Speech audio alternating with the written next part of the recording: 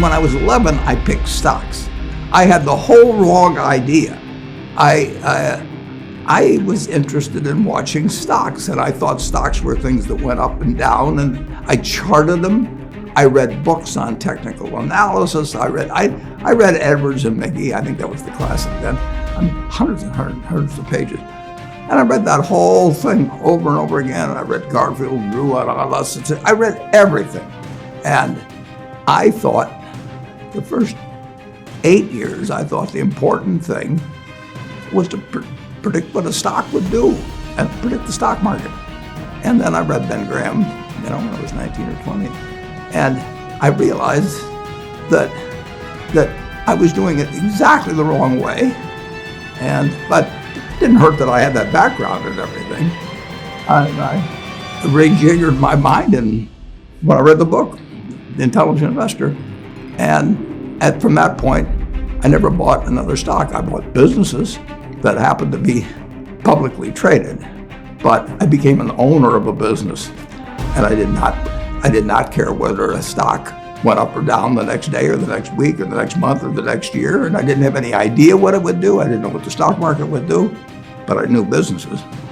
I'm a bright guy who's terribly interested in what he does, so I've spent a lifetime doing it, and I've surrounded myself with people that bring out the best in me, and you don't need to be a genius in what I do. That's the good thing about it. If I went into physics or a whole lot of other subjects, I'd be an also-ran. But I am in a game that you probably need 120 points of IQ, but 170 doesn't do any better than 120. It may do worse, probably do worse, but you don't really need brains. What do you need? You need the right orientation. 90% of the people, I'm pulling the figure out of the air, but 90% of the people that buy stocks don't think of them the right way. They think about something that they hope goes up next week. And they think about the market as something they hope goes up. And if it's down, they feel worse. I feel better. And you think about? Pardon me? And what do you think about? I think about what the company's going to be worth 10 or 20 years from now. And I hope it goes down when I buy it, because I'll buy more. I try to keep my competitive spirit in a game where I can win. I do know this. When I want to do something, I always want to do it big. I put my whole net worth in City Service Preferred, $114.75. Right. And I've never, since that day, March 11th, 1942, I have never had less than 80% of my money in American business. You can call them stocks. Or equities. But I see them as American business. I've owned a piece of American business, at least 80%. I don't want to own anything else. I want to own a home and things my family wants and all that. But owning 5 homes doesn't mean anything to me, because I can be happy in one home, and there's a certain amount of things that go wrong with everything. And if I got 2 homes, I know I've got more problems and I don't have more happiness. What brings you the happiness? I would have to be honestly say that what makes me happiest is what I'm doing. I enjoy 2 things about it. One, I know I'll win over time. That doesn't mean I'll beat everybody else or anything like that, but I'm in a game that's very, very, very easy if you have the right lessons in your mind about what you're buying. I'm not buying stocks. I'm buying pieces of overwhelmingly American business. And I'm happy when that's when I'm doing it. I'm happy when stocks are going down. I'm happier when stocks are going down, because I can buy more of them with the same amount of money. I'd be happy if I was a farmer. I'd want farmland to go down so I could buy more acreage. If I was, it just makes sense. I'll tell you the second thing I really like. I like being trusted by people. And, I would rather do what I do with partners than do it sitting in a room myself, even though I might make more money that way. Let's pretend there is no stock market. let's say I had to buy these privately, like you buy a farm privately, like you buy an apartment house privately. They're investments.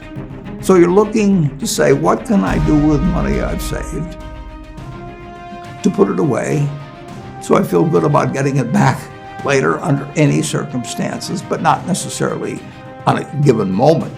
But if I have a farm, it's going to take me a while. But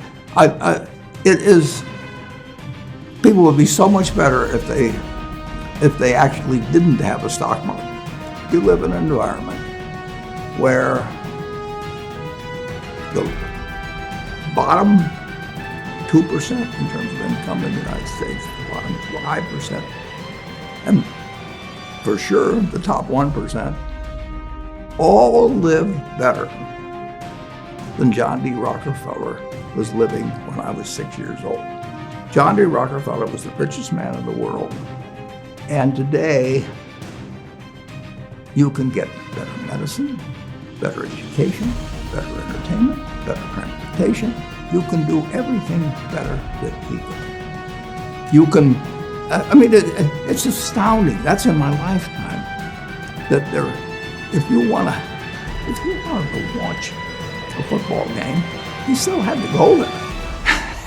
and I can sit there with this big screen, and they keep showing me the replay, so that and explaining to me what happened and everything. And maybe everybody doesn't have a screen as big as mine, but damn near everybody has a screen or an iPhone or a computer or access to one, and they have access. There's no country that's done what our country's done.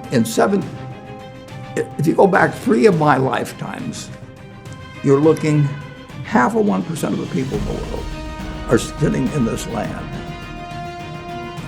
They don't work harder than people in all the rest of the world. I mean, in terms of hours of unpleasant labor, everybody's got hours of unpleasant labor in those days practically.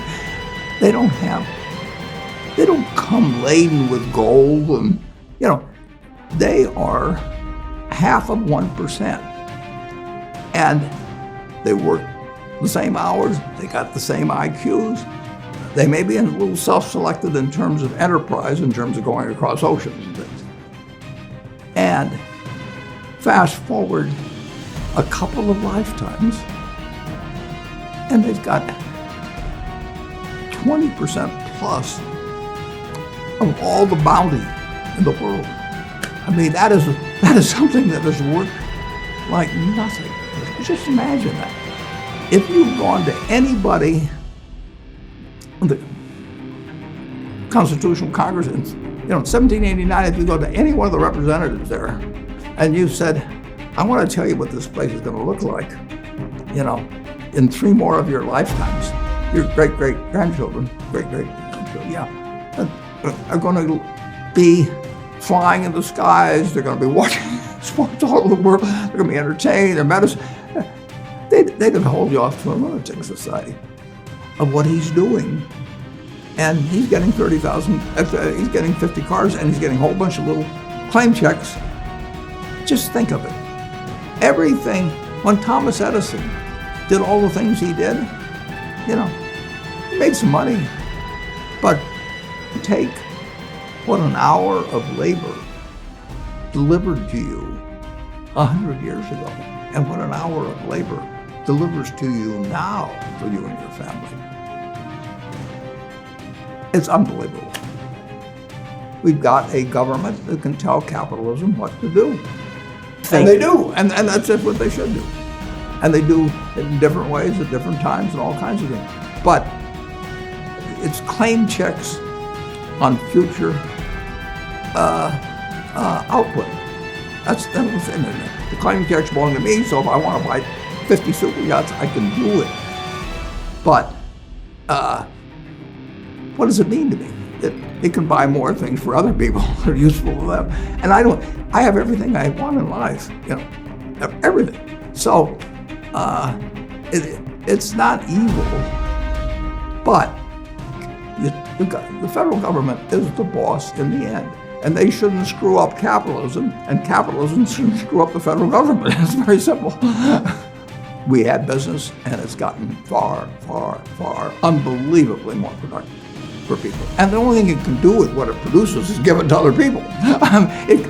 It isn't like the 50 richest guys in the country can say, I'm just going to eat everything. They're turning out products I have, which I'm probably the least capable guy in the world of working with it, but it makes life better.